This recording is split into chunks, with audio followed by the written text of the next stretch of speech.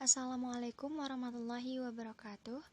Perkenalkan, kami dari kelompok 2, Sejarah Pemikiran Ekonomi Islam, dengan anggota Muhammad Fajrul Falah dan saya sendiri Risalatul Jannah.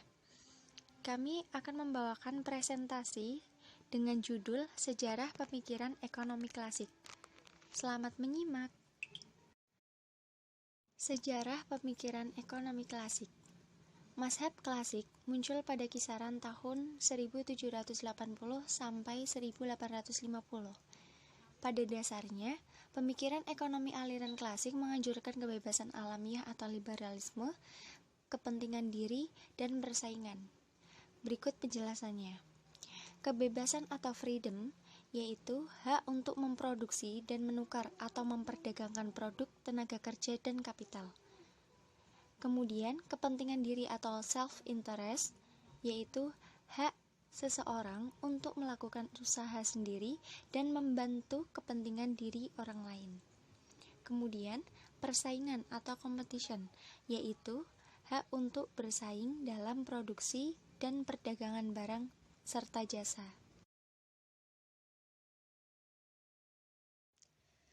Adam Smith tahun 1723 sampai 1790.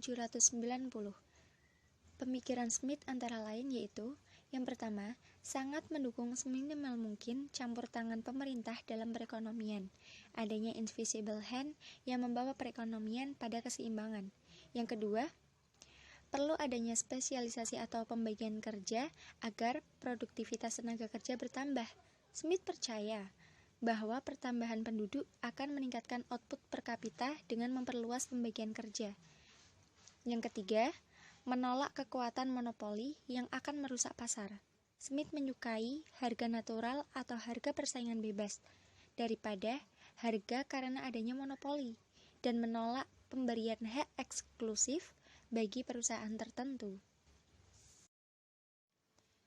Jeremy Bentham tahun 1748 sampai 1832. Jeremy Bentham dilahirkan di London pada tahun 1748. Bentham dikenal sebagai ahli filsafat dan pembaharuan sosial.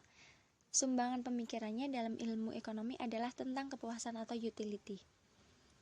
Karya Bentham yang lain adalah Manual of Political Economy yang menyatakan bahwa pengeluaran publik hendaknya dievaluasi dengan membandingkan antara keuntungan dari pengeluaran dengan biaya yang dihasilkan dari pajak. Bentham berpendapat bahwa jika keuntungan dari pengeluaran pemerintah melebihi biaya yang dihasilkan dari pajak masyarakat, maka pengeluaran tersebut harus dilakukan demikian sebaliknya. Thomas Robert Malthus tahun 1766 sampai 1834.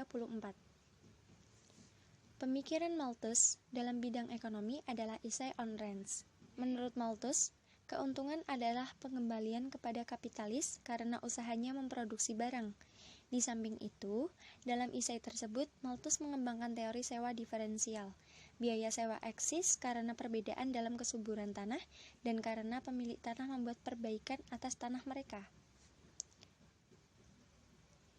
Dengan karyanya yang lain, Malthus berpendapat bahwa pendapatan kapitalis lebih besar daripada investasi. Kaum kapitalis lebih suka menyimpan pendapatannya daripada untuk kegiatan investasi.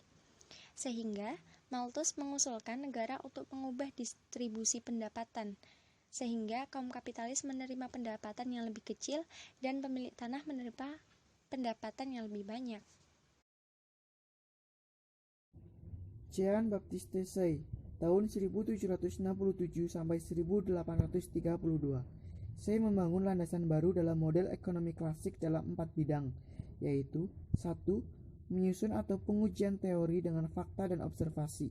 Menurut Say, teori dan model harus terus-menerus diuji di hadapan fakta dan observasi. Secara tersurat, saya juga menyatakan bahwa ekonomi adalah ilmu kualitatif, bukan kuantitatif, dan karenanya tidak tunduk pada hitungan matematika.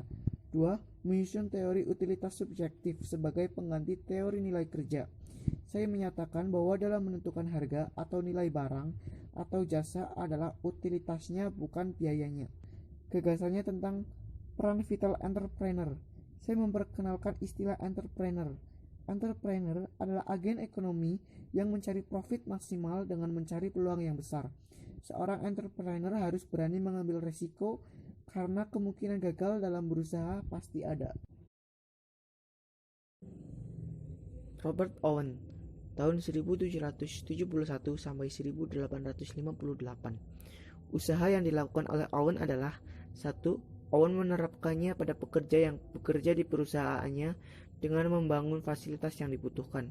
Owen memborong semua barang yang dimiliki oleh perorangan.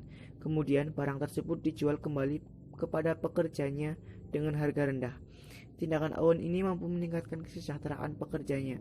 2. Owen juga mendirikan dana masyarakat umum, di mana pekerjaannya menyumbangkan 1/6 dari upahnya dan dana tersebut digunakan untuk menyelenggarakan fasilitas kesehatan gratis. 3. Owen juga menghentikan pekerja anak di bawah usia 10 tahun pada perusahaannya dan mereka disediakan pendidikan gratis. 4. Owen pencetus lahirnya komunitas-komunitas. Komunitas itu menghasilkan barang untuk kebutuhan hidup mereka sendiri dan membeli seminimal mungkin dari luar. Surplus yang diperoleh digunakan untuk membeli barang yang tidak dapat diproduksi oleh komunitas tersebut. David Ricardo, tahun 1772 sampai 1823. Karya Ricardo yang paling terkenal adalah Principles of Political Economy and Taxation yang diterbitkan pada tahun 1817. Dalam buku ini, Ricardo mengemukakan bahwa pengeluaran pemerintah adalah pemborosan dan menghambat akumulasi modal serta pertumbuhan permintaan tenaga kerja. Ricardo juga mengemukakan tentang ukuran nilai yang tetap. Ricardo menitikberatkan pada teori nilai ongkos produksi bahwa harga umumnya ditentukan oleh ongkos atau supply daripada utilitas atau demand. Antoine Augustin Carnot, tahun 1801 sampai 1877. Kemajuan analitis Carnot menyangkut pengembangan konsep dan model analisis mikro, yaitu 1. Analisis permintaan, atau Carnot sebagai ahli ekonomi pertama yang menggambarkan kurva permintaan.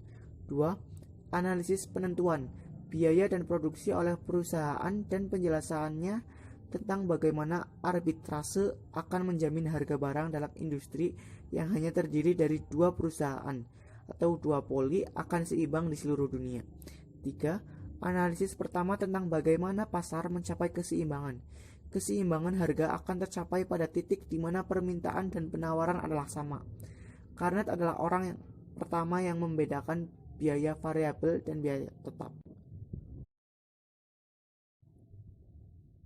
John Stuart Mill, tahun 1809 sampai 1873.